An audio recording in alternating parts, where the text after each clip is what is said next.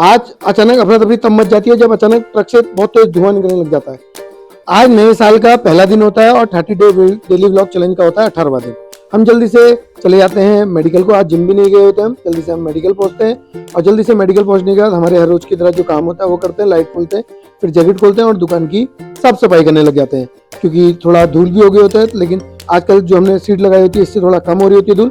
फिर मैं करने लग जाता हूँ पानी भरने की तैयारी, क्योंकि पानी भी आ गया होता है। फिर मैं लगा लेता हूँ भजन, और भजन लगाने के बाद फिर दिशान जी आए होते हैं। दिशान जी 31st जो हमने पार्टी करी होती है उसके बारे में बताते हैं और कुछ दिखा भी रहे होते हैं वीडियो, जिसमें वो एंजॉय कैसे कर रहे होते हैं। हम भी उन्हें बताते हैं कि हमने कैसे एंजॉय किया। उसके बाद मैं आगे दुकान का जो सीट लगी होती है उसको खोल देता हूँ, क्योंकि उससे धूल कम हो। तो हम मॉर्निंग में दुकान पहुंच गए होते हैं। आज मॉर्निंग में काम भी बहुत हो रहा होता है, क्योंकि नया साल होता है। मैं सारी दुकान की साफ सफाई में भी लगा होता हूँ और फिर उसके बाद मैं करने लग जाता हूँ पूजा।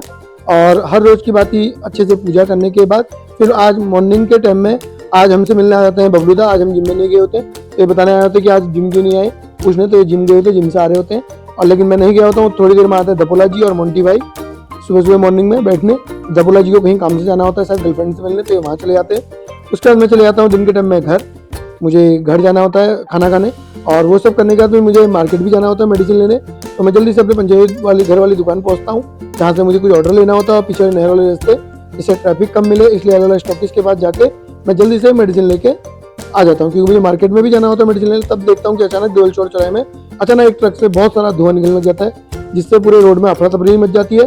फिर लेकिन ये आग में काबू तभी पाया जाता है जब फायर ब्रिगेड से इसका इस्तेमाल किया जाता है। तो सारा पुलिस प्रशासन एक्टिव रहता है और वो जल्दी से फायर ब्रिगेड बुला के उसमें आग में काबू पाता है। लेकिन जाम बहुत लग गया होता है, जाम की स्थिति बहुत बन गई होती है, लेकिन फिर भी आग में काबू पा दिया जाता है, कोई नुकसान की नहीं होता। तो उसके बाद मैं आ जाता हूँ अपनी मेडिसिन लेके पंचायत घर, जहाँ मुझे दुकान आना होता है। उसके बाद मुझे प्रिंस जी और मैं आता है, हमने किसी अंकल जी की मेडिसिन देनी होती है दुर्गापाल कॉलोनी। मैं जल्दी से वहाँ मेडिसिन देने चले जाता हूँ। उसके बाद से मंदिर होते हुए हम पहुँचते हैं अपनी दुकान, प्रिंस जी और मैं।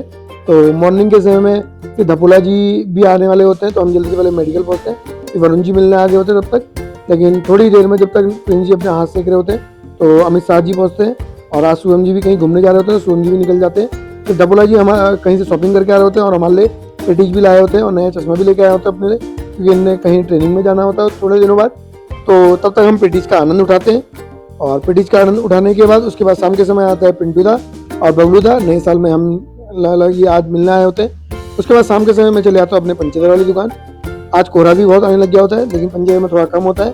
फिर मैं जल्दी से वो सामान लेने गया होता हूँ। उसके बाद वापसी करता हूँ मैं घर को आता तक। तो आता तक घर को आते बहुत सारा फॉग रहा होता है। आज की वीडियो यहीं समाप्त करते हैं। आप सभी को राम राम।